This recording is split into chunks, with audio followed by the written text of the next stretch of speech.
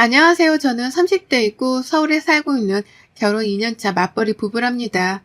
제 본가는 부산인데 제가 취업을 하면서 홀로 서울살이를 20대부터 쭉 했거든요. 세월이 그렇게 지나다 보니까 절대 고쳐지지 않을 것 같던 사투리도 고쳐지고 낯설기만 하던 서울이 편해진 거 있죠? 결혼을 하고서도 여전히 서울에 살고 있는데 한 번도 인생에 큰 굴곡이 없던 제게 결혼은 너무 큰 굴곡이 되어버렸고 제게 상처로 남게 되었습니다. 그래서 구독자님들께 제 사연을 들려드리려 해요. 부산에서 나고 자란 저는 여러 사업을 성공적으로 하시던 친정아빠 덕분에 부족함 없이 살았습니다. 부산에서도 부자 동네로 불리는 곳에서 살았었죠.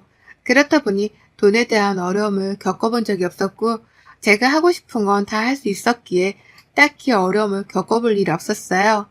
그냥 저는 학생 신분이니 공부만 열심히 하면 되는 거였죠.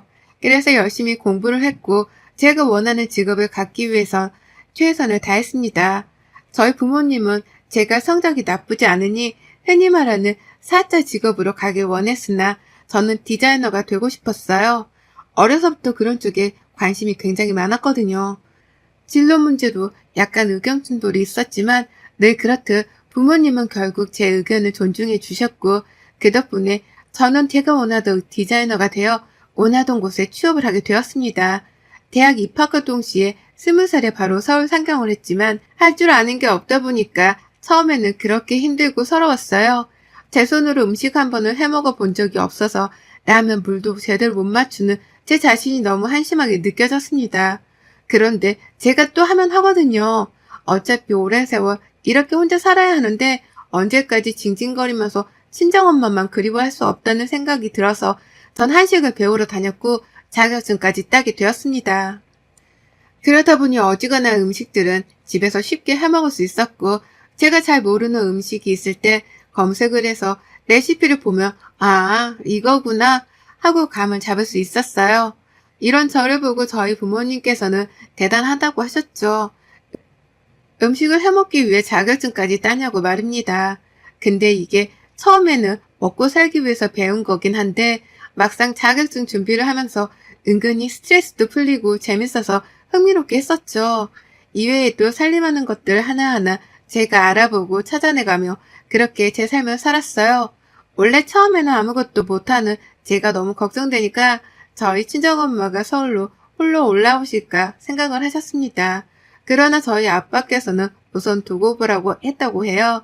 제가 해낼 줄 알았다고 하시는데 그렇게 할 수 있도록 기회를 주고 믿어주는 부모님이 있으니까 제가 한심한 제 자신을 버릴 수 있지 않았나 싶습니다.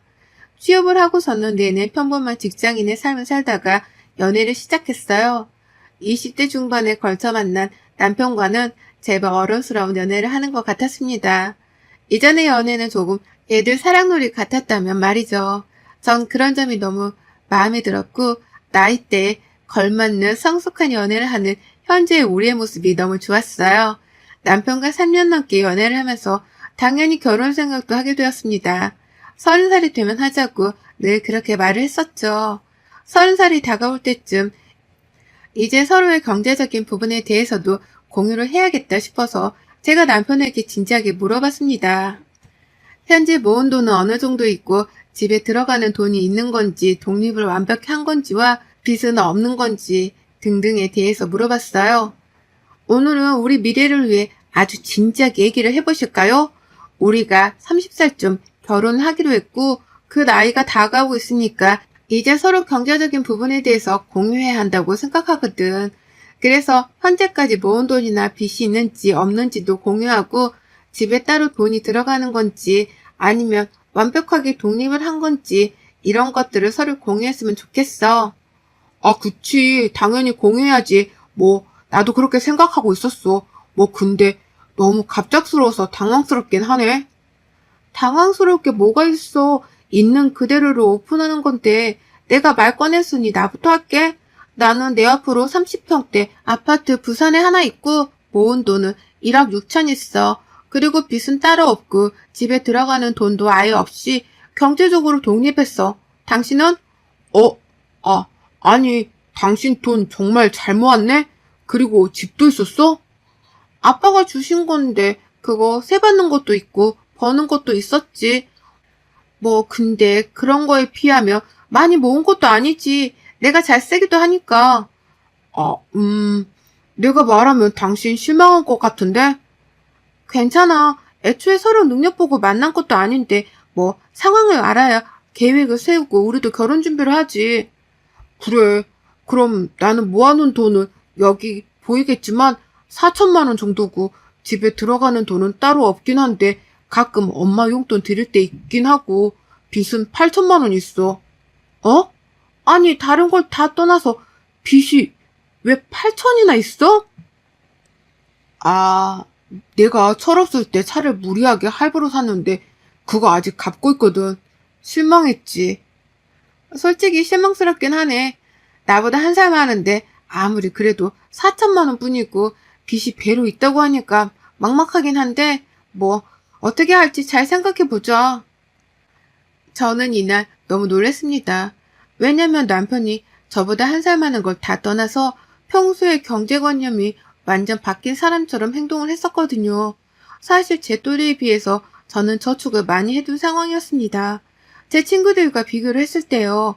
물론 앞밖에서 주신 도움도 있고 하니 그럴 수 있지만 그런 걸 떠나서 워낙에 남편이 연애할 때 내내 우리 나이쯤 되면 1억은 돈도 아니다. 당연히 모아야 한다. 늘 이런 식으로 말을 했었기 때문에 제가 한참 부족할 줄 알았습니다. 그래서 남편과 연애를 하면서 더 열심히 저축하려고 노력을 했거든요.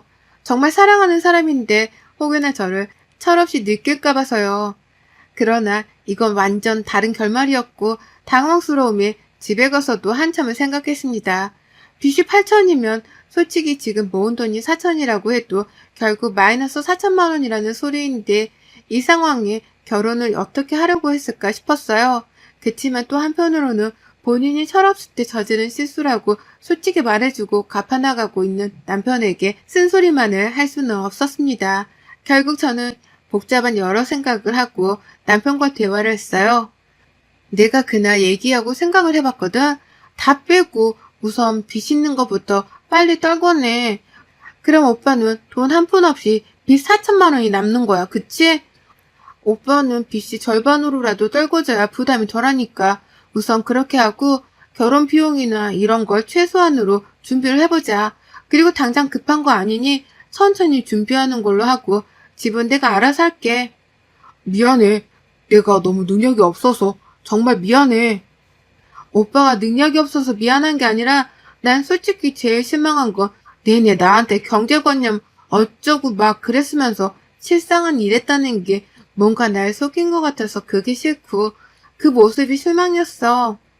2번 다시 나한테 허세 부리거나 거짓말 같은 건 하지 말아줘. 나 진짜 정말 싫어해. 그래 알겠어 진아야. 고마워 이해해줘서. 결국 남편과 저는 예정했던 것보다 1년 더 뒤에 결혼을 하게 되었습니다. 물론 집은 제가 구했고 식장도 최소한의 비용으로 제가 있는 돈을 다 쓰지 않는 정도로 적당히 결혼하게 되었죠. 그리고 결혼과 동시에 경제권은 제가 갖기로 했어요. 아무래도 남편은 경제관념이 부족해 보였고 불안했습니다. 이때가 남편이 빚이 1,000 얼마 정도 남아있는 상황이었는데 솔직히 대신 갚아줄 수 있었지만 본인이 저지른 일에 대한 책임은 스스로 지는 것이라고 배웠기에 냅뒀어요. 남편이 급여를 받으면 제게 전액을 입금하고 서로 의심의 씨앗이 생기지 않는 게 좋으니 급여를 받은 전액이 찍힌 잔액을 찍어서 보내라고 했습니다. 급여가 오를 수 있고 보너스를 받을 수도 있으니 말이죠. 물론 그런 보너스까지 제가 다 강압적으로 관리를 한 건 아니었으나 이렇게 딱 잡아둬야 습관이 생기겠다 싶었어요. 남편 역시 불만 없이 따라줬고 그렇게 해준 만큼 저 역시 출처를 10원 하나까지 분명하게 밝혔습니다. 각자 급여에서 공동생활비를 제외하고 남은 돈은 어떻게 쓰든 터치하지 않았어요. 대신 남편은 용돈을 빼고 빚 갚는 것 빼고 모으게 했습니다. 저축하는 것도 사람이 습관이 돼야 하는 거지 안 그럼 정말 못하거든요. 그렇게 남편과 문제없이 잘 살았습니다. 물론 아이를 낳지 않았어요. 남편을 정말 사랑했고 이 사람이다 싶어서 결혼한 건 사실이었으나 막상 결혼을 해서 보니 시무가 걸리기도 했고 남편의 모습을 조금 더 지켜보고 싶었습니다. 애 딸린 이혼녀가 될 바에는 그냥 이혼녀가 되고 싶었거든요. 만약에 상황이 생긴다면 말이죠. 처음에 저희가 결혼했을 때 경제권을 제가 갖고 있다는 걸 알게 된 시모는 굉장히 불편해하며 제가 막 이런 말까지 했습니다. 아니, 요즘 세상이 어떤 세상인데 남자 호주머니를 딱 쥐어잡고 살려고 하니. 너네 부모님이 그렇게 살았어? 그거 보고 배워서 그런 거냐? 요즘은 각자 관리하지. 너처럼 남편 돈 쥐고 흔들지 않아. 그렇죠. 그럼 서로 편하고 너무 좋겠죠. 저 역시 그걸 바랬어요, 어머님. 그런데 이 사람 경제관념이 너무 부족해서 당장 빚 갚는 것도 더 빨리 갚을 걸 여태 질질 끌었던 거고, 모은 돈 하나 없이 저랑 결혼한 거잖아요. 나이가 몇인데 언제까지 그렇게 살겠어요? 당장 힘들어도 저지른 게 있으니 참고 버텨야죠. 그래야 사람답게 살지 않겠어요? 뭐라고? 너 지금 내 아들이 지금은 사람답지 않다는 거냐?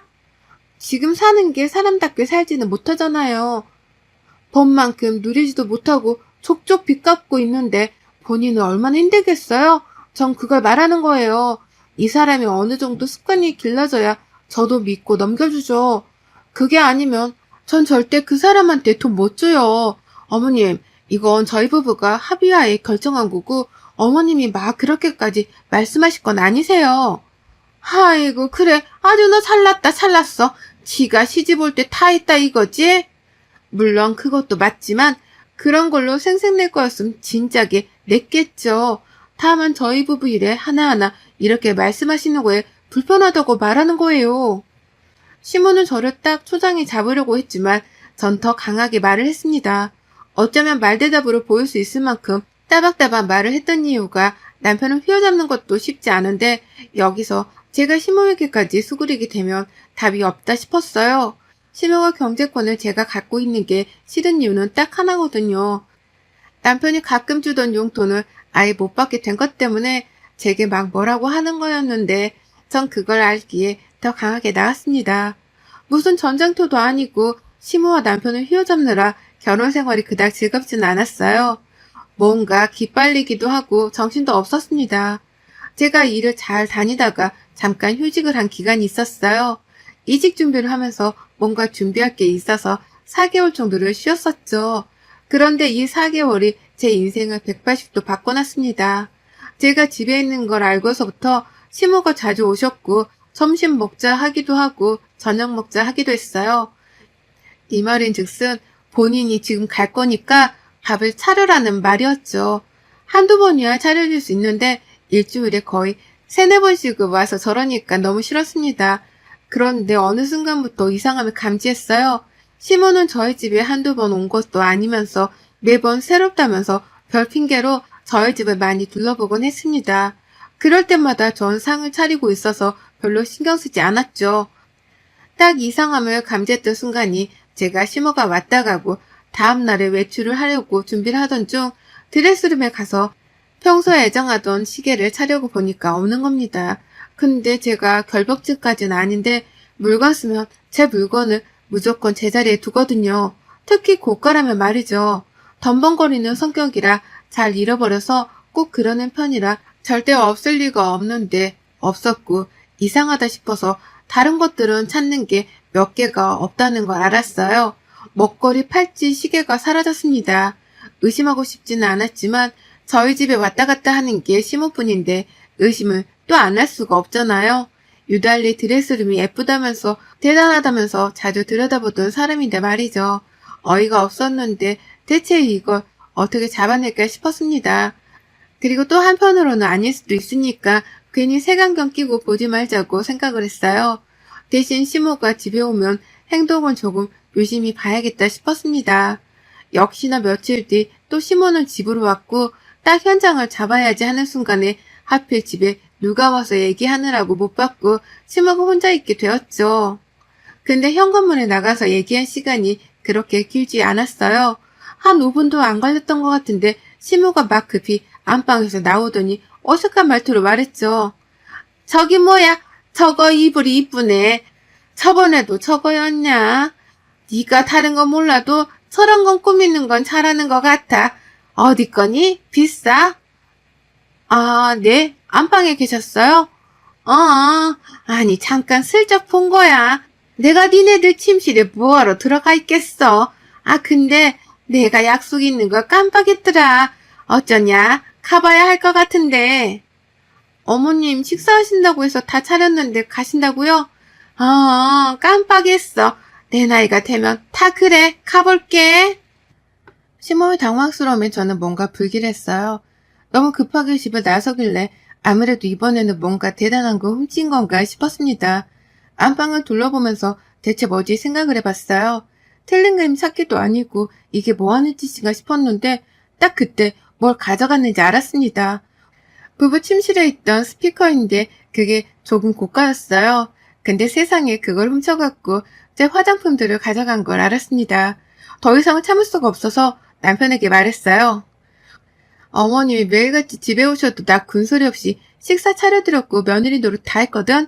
근데 어머님은 오시는 이유가 따로 있었더라? 앞뒤 다 자르고 뭔 소리야 뜬금없이.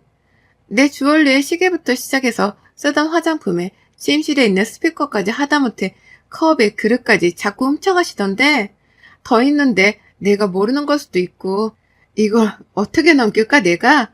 한두 푼도 아니고 다른 사람도 아닌 시어머니가 며느리 물건을 훔쳐가는 걸 내가 어떻게 받아들여? 당신 미쳤니 정말? 내가 진짜 다 그래 해주니까 만만해? 내 엄마를 지금 도둑 취급하는 거냐? 그래 너 정말 잘났고 부잣집 딸내미 호강은커녕 개고생만 시켜서 내가 아주 미안해 죽겠는데 엄마는 건들지 마.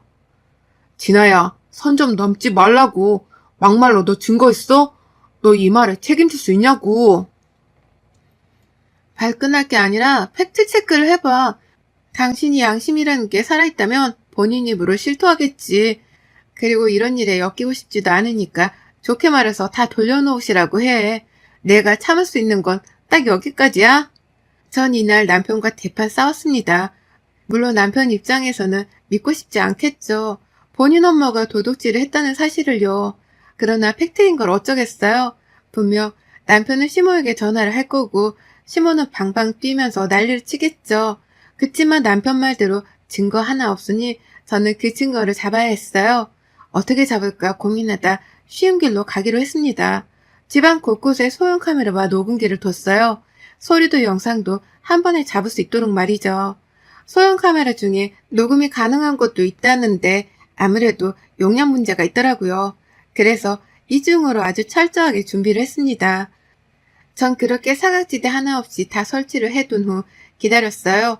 그런데 시모 도둑질을 잡으려고 설치한 건데 남편까지 잡아버린 거 있죠? 진짜 생각도 못했는데 주제도 모르고 이놈이 바람을 피고 있던 겁니다. 와, 정말 이건 예상에도 없던 일인데 이렇게 된 거 2마리 토끼를 한꺼번에 잡고 아주 몰살시켜야겠다는 생각을 했어요. 제가 집에 없으니 상간녀와 스피커로 아주 당당하게 통화하는 그 목소리가 녹음이 되어 제가 알게 되었죠. 그래서 전 친정에 일이 생겼다는 핑계로 부산에 일주일 정도 있다 와야 한다고 아예 자리를 깔아줬어요. 그러자 시모는 본인을 도둑 취급하고 어딜 도망가냐고 방방 뛰었지만 제가 아주 급한 척 부산 다녀와서 얘기를 하자고 하고 말았습니다. 그렇게 전 일주일간 정말 친정집에 갔고 모든 사실을 친정 부모님께 말씀드리고 친정아빠 지인 중 변호인이 계셔서 도움을 받기로 했죠. 딱 그렇게 일주일 지내고 가봤더니 시모는 낮에 와서 정신없이 도둑질하고 있고 남편 놈은 아예 상간녀를 집에 데려와서 살림까지 차려놨더라고요. 전 이 영상을 변호사분께 바로 넘겼고 바로 상간소송, 이혼소송과 더불어 시모를 절도죄로 고소했습니다. 마지막으로 끝내기 직전에 살던 집 TV에 도둑질하는 장면과 바람피는 모습들이 담긴 영상을 제가 손수 재능 낭비해서 영상으로 만들었거든요. 그걸 틀어두고 시모와 남편에게 보여줬습니다. 그리고 말했죠. 어디서 거지 같은 개념 없는 놈 사랑이랍시고 받아줬더니 애미는 또 도둑년이네. 이래서 끼리끼리 논다는 말이 있는 거야. 진짜 저것 좀 봐. 하다못해 냉장고에 있는 마스크팩까지 훔치셨어요, 어머님. 저게 얼마나 한다고. 진짜 지질이 궁상이다. 야, 민수야. 네 애미 마스크팩 하나 좀 사드려라. 오죽 갖고 싶었으면 며느리 집 냉장고를 털어서 팩까지 훔쳐가냐? 너 지금 뭐라고 했어, 도둑년? 나한테 한 소리야? 이게 위아래도 없나? 저 영상 조작한 거지? 난 절대 훔친 적 없어. 어디서 모험을 하고 있어? 엄마 조용히 해. 뭘 조용히 해? 지가 돈 좀 있으면 다야? 사람을 도둑 취급하고 개무시하고 내가 미치지 않고서야 뭐가 부족해서 며느리 물건을 훔치겠냐? 이 정도면 뻔뻔한 게 아니라 머리에 문제 있는 거 아니세요?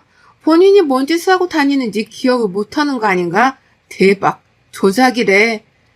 김숙희 씨, 정신 똑바로 차리고 사세요. 그 나이 쳐드시고 도둑질을 웬 말이야. 어우, 나 범죄자 가까이에서 처음 봐서 너무 신기하네. 전 그렇게 시모와 남편에게 시원한 복수를 해주고 남편 눈짐을 확 던지며 쫓아냈어요. 그러나 남편은 이혼하면 본인이 손해라는 거 너무 잘 알았기에 빌고 또 빌고 매달렸죠. 그러면서 시모에게 제발 조용히 하라고 언성을 높였어요. 여보, 진짜 미안해. 2번 다시 안 그래. 저 여자 꽃뱀이야. 내가 홀린 거라고. 바로 정리하고 살게. 진짜 미안해. 엄마 일도 내가 대신 사과할게. 꽃뱀이고 나발이고 어디서 그 더러운 손으로 내 몸을 만져? 당장 네 도둑 애미 데리고 내 집에서 나가. 1분 안에 안 나가면 바로 경찰 부를 거야. 이때 시모가 제 뺨을 치려고 하길래 손목 딱 잡아서 막아버리고 제가 뺨을 쳐버렸어요. 아니 꼴이 성질만 더러워서 감히 누구 얼굴에 손을 대? 나가라고요. 내 집에서 더 험한 꼴 보기 싫으면. 그 뒤로 이혼소송뿐 아니라 상간소송에서도 위자료를 아주 두둑하게 챙겼어요. 또한 시모에게는 절대 합의를 해주지 않았고 결국 처벌을 받게 되었습니다. 전 지금은 이혼하고 아예 돌싱의 삶을 즐기면서 살고 있는데 한편으로는 시간이 아깝다는 생각이 들지만 후회는 하지 않으려고 해요. 사랑했던 건 사실인데 후회를 자꾸 하면 제 마음이 더 힘들더라고요. 그냥 깨끗하게 잊으려 하고 생각나면 욕하면서 살고 있답니다. 여러분의 생각은 댓글로 남겨주세요. 오늘도 시청해주셔서 정말 감사합니다.